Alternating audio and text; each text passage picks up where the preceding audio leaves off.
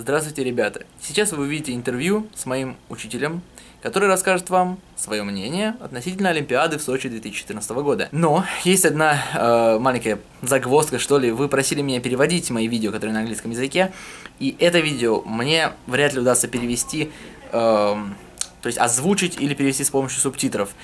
Поэтому текст перевода останется внизу, в комментариях под видео. А основное видео останется без перевода. Я прошу прощения. Let me ask you first of all to introduce yourself. Okay, I'm Mr. Rodriguez. I'm the band director, one of the band directors here at Hannah. Okay, here in Hannah is like, where is Hannah? What in Brownsville, Texas. Yeah, alright. So I'm gonna ask you the only question. How do you feel about the Olympics in Sochi 2014? I thought they did a good job. I thought Russia did a good job, put it on a good show.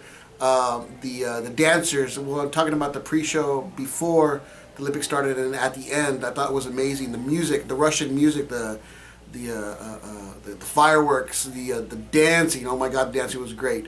The theatrics, the acting, everything that went into place to put the production on, as far as the way Russia held it, was really done really well. I like at the end how they actually made fun of themselves when that fifth ring didn't open up, and so during the closing ceremony, they redid that in a funny way with the dancers on the ground like looking like little fish, and the circle didn't open until the very end. But very creative. I thought the Russians are very creative musically, artistically. Russia has it going on really well. As far as we hear about in the United States, we hear about the media reporting that some hotels weren't finished. There were a lot of stray dogs running around. The water quality was not great, so things were not great as far as facilities in Sochi not being ready. But it could be just a media here in the United States making it worse than it is. I'm not there. I know sometimes the media can be biased towards its own country, so maybe somehow that may have happened. But overall, I think the experience was probably good, one that all the athletes will remember. They all had a good time.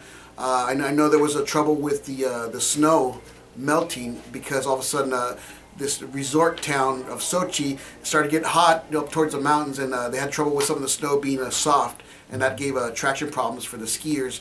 But still, they did well, and it was a great win for Russia this year, and the United States got second, but there's always next 4 years for the United States to get on top again. So I thought they did well. I thought they did really well. I think they did better than a lot of people thought they were going to do, and I think Russia proved everybody wrong. So, and that was good since the Summer Olympics of 1980, when the United States refused to even go, and or I don't even know if that was 1980 they didn't go. Whenever the United States boycotted the Olympics, the Summer Olympics, I thought this was good because this is a different Russia. It's a new Russia. It's not the same old communist Russia. It's a new Russia. And I thought this was a great way for Russia to show itself off and say, hey, you know what, we're back. So it was great. I thought they did a good job. Thank you, sir. And have you heard about all those stuff with homosexuals in Russia? Here a lot of people are talking about, Putin, and he's like, I don't know, like anti-gay way of thinking, whatever. Like, have you heard of it, and what do you think about it? Because a lot of people say, no, your Olympics are like the worst Olympics ever, because you're very anti-homosexual. It's not good. So how? Have I heard about it? Yeah, I heard about it. And what do you personally think about it? I'm asking my opinion. It's a tough question. You're asking, are you gay? First of all. No, I'm married. Okay. But if you're asking me if I don't think, and this, whether you're gay or United States of America, we've dealt with in the past in our history, somebody who was African, who was black, being discriminated against, and at a time, even in the United States, women were discriminated against. They didn't get to vote, until like the mid 1900s. Discrimination in any form, in any place, any country, at any time, shouldn't be allowed and shouldn't be tolerated. Whether you're a different skin tone, or whether you speak a different language, or whether you worship a different religion, or you don't worship at all, or you just eat a different food, it doesn't matter, whether you're different male or female. I just think any kind of discrimination, racism, anywhere is wrong. It's not what I believe in personally. I'm not a Russian, I don't live there. I don't live by their laws. So if I had to live in Russia and I had to undergo that, and knowing that my best friends might be gay and yet they're being treated differently, that I'm sure I would have a hard time with it. But here in the United States, we're allowed to be a little more free, I guess, and express our opinion. And even in the United States right now, even just today in the news, I was reading, it's kind of weird you brought it up. Texas today struck down a ban on not marriage, but on making gay marriage illegal. This is going to be weird. Texas said no. It's not that it's okay, but it's not against the law. It's a weird area, the way the legal system works here. But they didn't say that it's against the law. So, but they didn't say it was okay. They're kind of like in the middle of the road, and that's happening throughout the United States, state by state. They're all starting to follow suit.